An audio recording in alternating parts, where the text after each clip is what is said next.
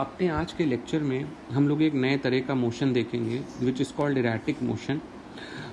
होता क्या है कि कभी कभी किसी पार्टिकल का जो मोशन होता है उसको एक सिंगल फंक्शन से हम नहीं डिफ़ाइन कर पाते हैं, बल्कि इस तरह के मोशन को डिफ़ाइन करने के लिए हमें कभी कभी सीरीज़ ऑफ फंक्शन रिक्वायर्ड होते हैं, या ऐसा होता है कि फंक्शन टाइम के बाद चेंज हो रहा होता है। तो इस तरह के मोशन को हम लोग इरैटिक मोशन कहते हैं। एक एग्जाम्पल के लिए हम यहाँ पे एक पार्टिकल का एक्सेलरेशन टाइम ग्राफ स्केच कर रहे हैं। इस एक्सेलरेशन टाइम ग्राफ को हमने कुछ छोटे पार्ट्स में डिस्कस किया है। 0 है, यहाँ टाइम t1 है, t2 है, फिर उसके आगे सो ऑन। सपोज पार्टिकल का मोशन अप टू t4 होता है। तो जब पार्टिकल 0 से t1 के बीच है तो इसका एक्सेलरेशन 0 है, और t1 से t2 के बीच जो है इसका मोशन, सपोज इसका एक्सेलरेशन इसमें कांस्टेंट है, और इसके बाद जो टाइम इंटरवल है it is defined somewhat increasing like this, ऐसे इंक्रीज कर रहा है विद सम फंक्शन। तो हम लोग ये देख रहे हैं कि जो पार्टिकल का मोशन 0 से t4 के बीच हुआ है ये कुछ सीरीज ऑफ मोशन से बना हुआ है। ये जो 0 से t1 का है, 0 से t1 से t2 के बीच का मोशन और t2 से t4 के बीच का मोशन। जब पार्टिकल 0 से t1 है इसका एक्सेलरेशन जो है ये 0 है, इसका मतलब इसकी वेलोसिटी जो है वो कांस्टेंट है। तो इस रीजन में हमने क्या किया है कि सिंपल फार्मूला यूज, जो हमारा गवर्निंग इक्वेशन था वो यही था कि जो स्पीड है वो डिस्टेंस या डिस्प्लेसमेंट अपॉन टाइम आ जाएगी, distance upon time, velocity displacement upon time आ जाएगी। जो अगला वाला पोर्शन है t1 से t2, इस पोर्शन के लिए हमें एक्सेलरेशन कांस्टेंट दिख रहा है, मतलब इस पोर्शन के लिए काइनेमेटिकल इक्वेशन वैलिड है। इसमें हम लोग मोशन को काइनेमेटिकल इक्वेशन से डिफाइन कर सकते हैं। और ये जो हिस्सा है यहाँ एक्सेलरेशन वेरिएबल है, और यहाँ पर जो हमको यूज़ करना है वो कैलकुलस यूज़ करना है। तो इरैटिक मोशन की जो सबसे खास बात है वो यही है कि हमें कंबाइंड वे में ग्राफ को स्टडी करना पड़ेगा और कैलकुलस या जो भी गवर्निंग इक्वेशन है उसको अप्रोप्रिएटली यूज़ करना पड़ेगा। इनकी अंडरस्टैंडिंग के लिए मैं एक बार ये ज़रूर सजेस्ट करूँगा कि मैंने वेरिएबल ऑफ मोशन पे भी एक लेक्चर पोस्ट किया है, उस लेक्चर को आप लोग देखें और सारे वेरिएबल्स को अच्छे से स्टडी करें, राइट।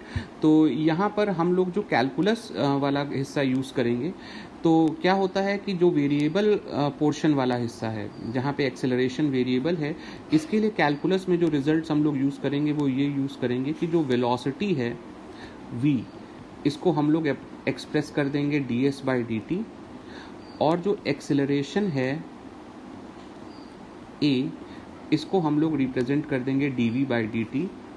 इसी को हम लोग लिख सकते हैं d/dt ऑफ v को इक्वेट कर देते हैं ds/dt, which on second derivative बन जाएगा d2s/dt2। सिमिलरली जो मेन इक्वेशन इसमें थोड़ा सा चेंज कर रहे हैं, ds से मल्टीप्लाई कर रहे हैं, ds से डिवाइड कर रहे हैं, राइट। तो अगर हम लोग इतने पोर्शन पर ध्यान दें, ये हिस्सा, सो ds/dt is again velocity. Acceleration को हम लोग लिख सकते हैं लाइक v dv/ds। तो इन डिफरेंशियल फॉर्म को यूज़ करते हुए हम लोग ईजिली अपनी कोई भी प्रॉब्लम को सॉल्व कर सकते हैं, ओके। यहाँ पे हम एक बात और ऐड करना चाहेंगे कि प्रॉब्लम को अच्छे से सॉल्व करें, इसके लिए आपकी जो डिफरेंशिएशन है और इंटीग्रेशन है इसकी बेसिक स्किल क्लियर होना चाहिए। इनकी बेसिक स्किल की मदद से ही हम लोग क्या करेंगे कि प्रॉब्लम को सॉल्व करेंगे, और जो डिफरेंशियल इक्वेशन बनेगी हम यहाँ पे सिंपल डिफरेंशियल इक्वेशंस ही बनाएंगे, हायर ऑर्डर डिफरेंशियल इक्वेशंस की प्रॉब्लम नहीं डिस्कस करेंगे। तो ईजिली सिंपल डिफरेंशिएशन और इंटीग्रेशन के थ्योरम्स की मदद से हम लोग इस तरह की प्रॉब्लम को ईजिली हैंडल कर सकते हैं, ओके। यहाँ पर हमने अपनी थ्योरी को सपोर्ट करने के लिए एक एग्जाम्पल लिया है। इस प्रॉब्लम में अपने पास xt ग्राफ दिया है और कुछ स्टेटमेंट दिए हैं जिनको हमें वैलिडेट करना है कि ये ट्रू हैं या फॉल्स हैं। तो सबसे पहला स्टेटमेंट देखते हैं। ये कह रहा है कि पार्टिकल रेस्ट पे है t इज इक्वल टू 0 पे। तो पार्टिकल रेस्ट पे है या मोशन में है ये हम कैसे डिसाइड करते हैं, उसकी वेलोसिटी से। और रिकॉल करो कि जो xt ग्राफ का स्लोप होता है वो वेलोसिटी रिप्रेजेंट करता है। तो हम यहाँ पे xt ग्राफ पे t इज इक्वल टू 0 पे टेंजेंट ड्रॉ करते हैं। ये हमने टेंजेंट ड्रॉ किया। ये टेंजेंट दिखा रहा है कि ये जो टेंजेंट है ये टी एक्सिस या हॉरिजॉन्टल एक्सिस के पैरेलल नहीं है, तो इसका जो स्लोप है वो नॉन ज़ीरो है। स्लोप नॉन ज़ीरो है मतलब इसके पास वेलोसिटी है, और ये वेलोसिटी किस डायरेक्शन में होगी ये हम देख सकते हैं, क्योंकि जो स्लोप है वो नेगेटिव है, एंगल नेगेटिव बन रहा है, तो इसका मतलब ये वेलोसिटी किस डायरेक्शन में है, यहाँ पे डाउनवर्ड डायरेक्शन में है। इस रीजन में जो वेलोसिटी है वो किस डायरेक्शन में जा रही है, डाउनवर्ड डायरेक्शन में जा रही है। तो पहला स्टेटमेंट हम लोग ये चेक कर ले रहे हैं कि particle t is equal to 0 पे रेस्ट पे नहीं है, so this statement is false, right. अच्छा, अब अगला स्टेटमेंट देखते हैं। Particle is retarding in interval 0 to t1। तो t इज इक्वल टू 0 पे जैसे हमने टेंजेंट ड्रॉ किया था वैसे ही हमने tangent t is equal to t1 पे ड्रॉ कर दिया, और ये देख रहे हैं कि ये जो टेंजेंट है ये हॉरिजॉन्टल एक्सिस या टी एक्सिस के पैरेलल है, तो इसका स्लोप 0 होगा। स्लोप 0 होगा मतलब इस इंस्टेंट पर वेलोसिटी क्या होगी, इस इंस्टेंट पर वेलोसिटी क्या होगी, 0। तो हम लोग क्या देख रहे हैं कि पहले इसके पास वेलोसिटी डाउनवर्ड डायरेक्शन में थी और अब ये वेलोसिटी 0 होती चली जा रही है, मतलब ये पार्टिकल रिटार्ड कर रहा है। तो यहाँ हम ये भी कंक्लूड कर सकते हैं कि 0 से t1 के बीच जो एक्सेलरेशन है वो अपवर्ड डायरेक्शन में होना चाहिए, मतलब वेलोसिटी के ऑपोजिट डायरेक्शन में होना चाहिए। तो ये स्टेटमेंट जो हम लोग देख रहे हैं कि particle is retarding in interval 0 से t1, this statement is true. अगला स्टेटमेंट देखते हैं कि particle is accelerating in t1 to t2। अब जरा t2 पे टेंजेंट ड्रॉ करते हैं, ये t2 पे हमने टेंजेंट ड्रॉ कर दिया। हम ये देख रहे हैं कि ये टेंजेंट जो है यहाँ पे पॉजिटिव एंगल बना रहा है, तो इसका स्लोप पॉजिटिव है, तो इसका मतलब इस रीजन में जो वेलोसिटी है वो अपवर्ड डायरेक्शन में है, तो अपवर्ड डायरेक्शन में है और वेलोसिटी 0 से बढ़ रही है, it means it is accelerating. तो इससे ये भी क्लियर होता है कि वेलोसिटी और एक्सेलरेशन का डायरेक्शन क्या होना चाहिए, सेम होना चाहिए। तो यहाँ ये स्टेटमेंट भी हमें वैलिडेट होते दिख रहा है कि particle is accelerating in t1 to t2, so this statement is also true, right. अब लास्ट स्टेटमेंट देखते हैं, ये कह रहा है the direction of acceleration has changed during the interval 0 से t3। तो 0 से t2 के बीच को हम ये चेक कर रहे हैं कि वेलोसिटी का डायरेक्शन चेंज हो रहा है बट एक्सेलरेशन का डायरेक्शन नहीं चेंज हो रहा है। अब जरा t2 से t3 के बीच भी इसको चेक कर लें। t3 पे हम क्या देखते हैं कि जब हम t3 पे टेंजेंट डाल रहे हैं तो फिर से ये टेंजेंट जो है हॉरिजॉन्टल एक्सिस के पैरेलल है, तो यहाँ पर वेलोसिटी क्या हो जानी चाहिए, 0। तो हम फिर से देख रहे हैं कि नॉन जीरो वेलोसिटी, यहाँ से जो नॉन जीरो वेलोसिटी है यहाँ पर आकर 0 हो जा रही है, मतलब वेलोसिटी का जो मैग्नीट्यूड है वो कम हो रहा है। तो इसका मतलब है कि इस रीजन में वेलोसिटी क्या हो रही है, रिटार्ड हो रही है। तो ऐसा तभी पॉसिबल है जब इस रीजन में वेलोसिटी अपवर्ड रही होगी और एक्सेलरेशन किस डायरेक्शन में रहा होगा, डाउनवर्ड डायरेक्शन में होगा। तो हम ये देख रहे हैं कि 0 से t3 के बीच एक्सेलरेशन अपना डायरेक्शन एक बार चेंज कर रहा है और वो जस्ट आफ्टर टाइम t2 कर रहा है, तो ये स्टेटमेंट भी वैलिडेटेड है कि ये स्टेटमेंट ट्रू है। The direction of acceleration has change, this statement is also true, right. तो सिंपली ग्राफ के बेसिक फैक्ट से हम लोग इस प्रॉब्लम को सॉल्व कर सकते हैं। अब यहाँ पर एक और एग्जाम्पल देखते हैं। इस एग्जाम्पल में भी xt ग्राफ दिया है और इस xt ग्राफ पे कुछ पॉइंट्स प्लॉटेड हैं और इनसे जुड़े कुछ क्वेश्चन पूछे गए हैं। तो सबसे पहले जरा हम लोग अपने xt ग्राफ को एनालाइज कर लें। सबसे पहले अगर हम लोग xt ग्राफ को इसके इनिशियल पॉइंट t0 से b तक देखते हैं तो हम देखते हैं कि xt ग्राफ जो है स्ट्रेट लाइन है। तो अगर इसको हम लोग डिफरेंशिएट करेंगे तो डिफरेंशिएट करने में लीनियर फंक्शन को डिफरेंशिएट करेंगे तो कांस्टेंट मिल जाएगा। तो हम ये देखते हैं कि यहाँ से b तक पार्टिकल जो है कांस्टेंट वेलोसिटी से चल रहा है और ये वेलोसिटी जो है डाउनवर्ड डायरेक्शन में है। तो यहाँ पे हम लोग बना दें कि यहाँ जो वेलोसिटी है v ये डाउनवर्ड डायरेक्शन में है और ये वेलोसिटी 0 से b तक कांस्टेंट है, कोई चेंज नहीं हो रहा है इसमें। तो यहाँ रख देते हैं कि v की वैल्यू यहाँ पे कांस्टेंट है। और फिर इसके बाद अगर हम लोग b से c तक देखें तो हम लोग देख रहे हैं b से c तक पार्टिकल का टाइम तो स्पेंड हो रहा है मगर जो पोजीशन है वो चेंज नहीं हो रही है। तो टाइम के एक्सपेंशन के साथ पोजीशन फिक्स है, मतलब b से c के बीच का जो रीजन है यहाँ पर वेलोसिटी क्या रही होगी, 0 रही होगी, मतलब पार्टिकल b से c तक किस पे रहा होगा, रेस्ट पे रहा होगा। अब जरा c पर देखते हैं। सी पॉइंट के बाद एब्रप्टली जो है ये ग्राफ बढ़ रहा है, और यहाँ पे अगर हम लोग एक टैंजेंट खींचे तो ये टैंजेंट ऑलमोस्ट टाइम एक्सिस के परपेंडिकुलर एक्ट करता नजर आ रहा है। तो जैसे जब क्या होता है कि टैंजेंट पैरेलल होता है तो उसका स्लोप 0 है मिनिमम, इसी तरह जब टैंजेंट परपेंडिकुलर होता है तो स्लोप मैक्सिमम होता है। तो हम ये कह सकते हैं कि इस पॉइंट पर जो वेलोसिटी है वो कुछ मैक्सिमम आ रही होगी। और फिर इसके बाद अगर हम लोग डी पर देखें तो डी पर भी हमें यहाँ टैंजेंट एग्जिस्ट कर रहा है जो नॉन ज़ीरो वैल्यू पर है, और यहाँ मैक्सिमम पॉइंट पर यहाँ देखा जाए तो फिर से जो टैंजेंट है वो पैरेलल हो जा रहा है टी एक्सिस के। तो मतलब इस पॉइंट पर भी आकर वेलोसिटी 0 हो जा रही है।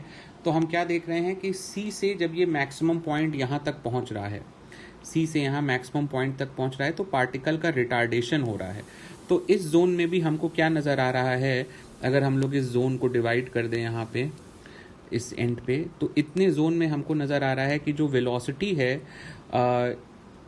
ये अपवर्ड डायरेक्शन में है, और इस वेलोसिटी का क्या हो रहा है, रिटार्डेशन हो रहा है। इसका मतलब जो एक्सेलरेशन है वो यहाँ पर इसके ऑपोजिट है। ठीक,